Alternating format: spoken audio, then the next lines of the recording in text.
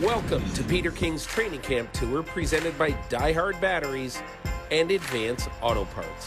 Peter King with NBC Sports here at Bucs Camp in Tampa. I'm with Devin White, the great linebacker with the Buccaneers. And so, Devin, when I first met you, it was right here at this camp. It was 3 years ago. You were a rookie. You were 21 years old. And I said, do you know what a big deal it is to have the green dot on the back of your helmet at age 21? Green dot meaning that is the guy who the signal caller on defense calls the plays into, and then you tell everybody in the huddle. So, and you said, no, not really. But do you realize now, looking back, that as a 21-year-old rookie coming into a team, that being the signal caller is a pretty big deal? Yeah, I mean, now that I look back on, now I'm 24, going into my fourth year. You know, I know the importance of it. I know it can make or break a team, you know, and I know the person that wore the green dot usually is a great leader, a great person of communication, and a person that on my side of the ball, the defensive coordinator and the staff, period, trust. You know, they trust that person to call the calls and get everybody lined up. Or if you got malfunctions going on in the helmet, they trust that person know what's going on. He know the defense, and he able to get them in something that just get them through the down, you know, whatever he feel comfortable in. And, you know, as I got older, I realized that more and more because, you know, you have headset problems during the game. And I go out there and I call what I think Bowles will call just from hearing him call plays in certain situations. Todd Bowles, who was your defensive coordinator, now the head coach. Yeah, so, I mean, that just lets you know, like, time doesn't change, you know. But, I mean, at the end of the day, I took the job very serious. I took the role very serious. And, you know, I didn't want to let nobody down. I wanted to make sure I was a great reflection of my defensive coordinator. Tell me how times have changed for you since then. You really are looked at as sort of the nerve center of this defense, and you got some changes this year. Yeah. You got some new guys. You got Akeem Hicks. You got Keanu Neal. You got Logan Ryan. You got some new guys on this defense. What is that like now in training camp with some new guys in the crew? I think it's a good thing to have new people, because I think one of the things, you know, as a defense that we try to drill every day is communication. Well, having guys who haven't been in the system with us, you know, at all, you got to talk to them. You got to let them know where you're going to be. You got to kind of be on the same page as them.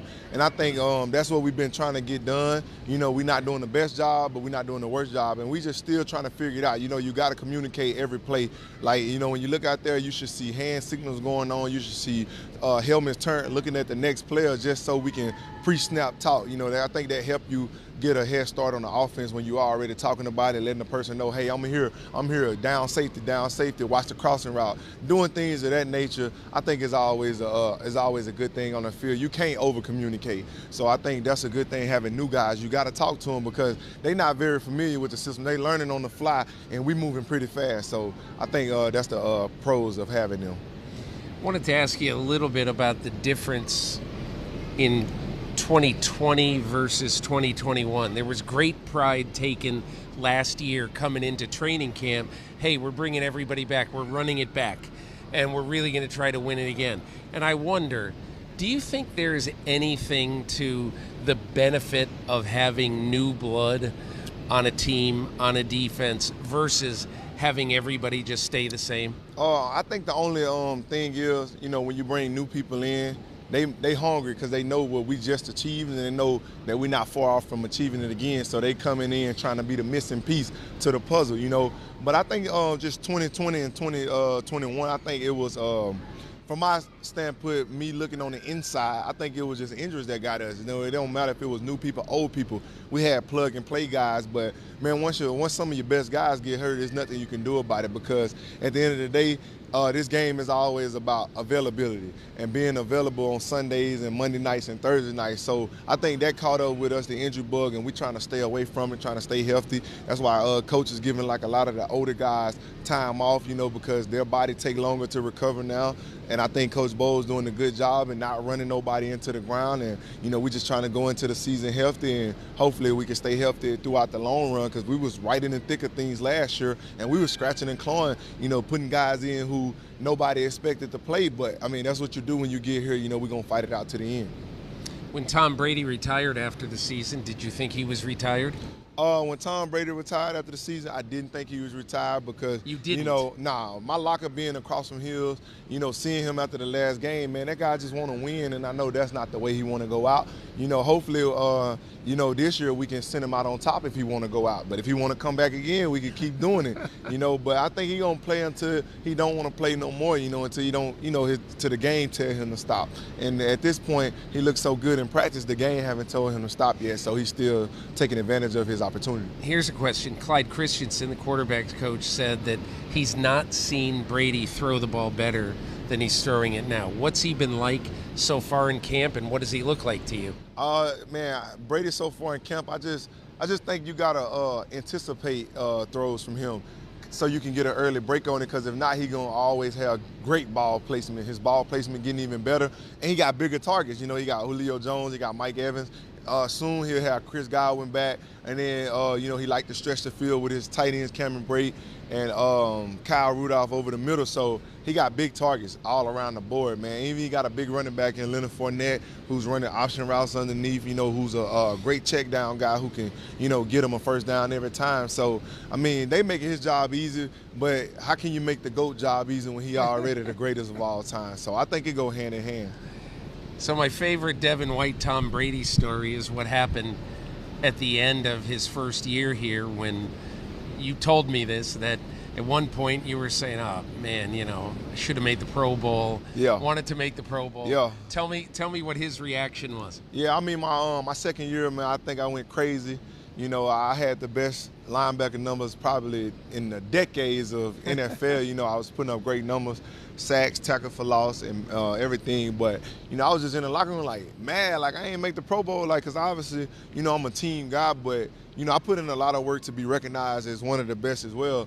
And, man, that man was like, I don't play for Pro Bowls no more, so, let's be focused on the Super Bowl. And that really stood out to me because, I mean, he the greatest ever, and he not focused on the individual award that he probably got 15 times already. Like, I was just trying to get my fair share of, to be on his level one day. But, man, that was really big to me, man. That let me know, like, we got greater things to worry about than going to the Pro Bowl, because if I did make the Pro Bowl, I wouldn't be playing in it anyway because I'd be in the Super Bowl.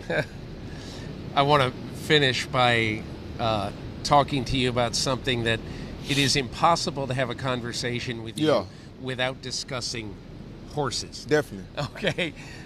How did you fall in love with horses as a kid, and what have you taken that to now? Yeah, I mean, just as a kid, being from Cotton Valley, Louisiana, Cullen, Louisiana, as well, that's all we did. Like, that's all you see is just these big, fine animals, like, horses. I always rather have a horse. It was horse country. It was horse country. And, I always rather have a horse than a dog, because you got to feed the dog and walk the dog. The horse do all the work for you. You just sit on his back, so that made life easy, And I like to tell people that. Have you ever had a dog? I had a dog. I got dogs now, but the dog I got now is a blue heeler, and she follows my horse. I don't got to walk her. She follows us when we go on rides. What kind of dog? A blue heeler.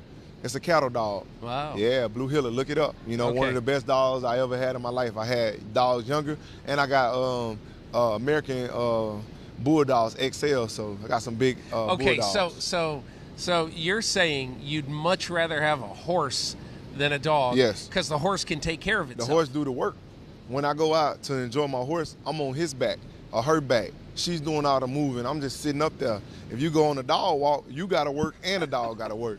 So it just makes more sense. My horse is more valuable. I can go hunt off my horse. I can go through trails on my horse. I can do whatever. I can ride my horse to the store, ride a dog to the store. No, wait a minute. Have you ever ridden your horse to a store? I have, in Cotton Valley, small town. What do? You leave you tie him up outside? Yep, like the old days. Walk in the store, get whatever I need, come out. Do a lot of people where you're from take the horse to the store? Well, most people, the younger generation do. If you see an older guy on a horse, everybody, that's like the mean point. If you ride through town, you stop at the store, tie them up, and go in there. So I would say a lot of people do. Yeah. All right, so how many horses do you have now? Probably 30 or more. Oh, and what do you do with them all? Tell me what they all do. I ride, I raise young babies. I breed my own stallion. I got race horses on the track with a buddy of mine named Adam Hawthorne, who's from Winsboro, Louisiana. And so what racetrack and where are they now? We got some on Hawthorne track up in Chicago. We got some in Ohio. So we run on a couple of different tracks, and I mean it's fun. You know, it's called Hornets Racing, standard bred Hornets Racing. So if anybody ever want to go look it up, that's what we do. They can look up me and look up my horse's name on the internet. I've always wondered this. How do you figure out what to name a horse? There's some of the weirdest names for horses I've ever seen. So how do you figure out? How do you name horses? It's just you gotta wait till they're born and just kind of go off the personality or, you know, anything. Like, it just depends on like the generation the horses before them. Like, so I named one of my horses after my cleats. I got some cow printed cleats, and we call them the Buccaneers, my Jordan family. And so I named one of my horses Buckaroo. You know, it just depends. You know, it just depends. It just depends. It all depends on what comes. You might have to name one of your horses Brady. I might would. Call him old TB. TB12. TB12. I might name a horse TB12. Yeah, that's good. Good looking. All right. Hey, Devin White, thanks so much for taking the time. Good luck this year. I appreciate you. Yeah. At Bucks Camp with Devin White, this is Peter King with NBC Sports.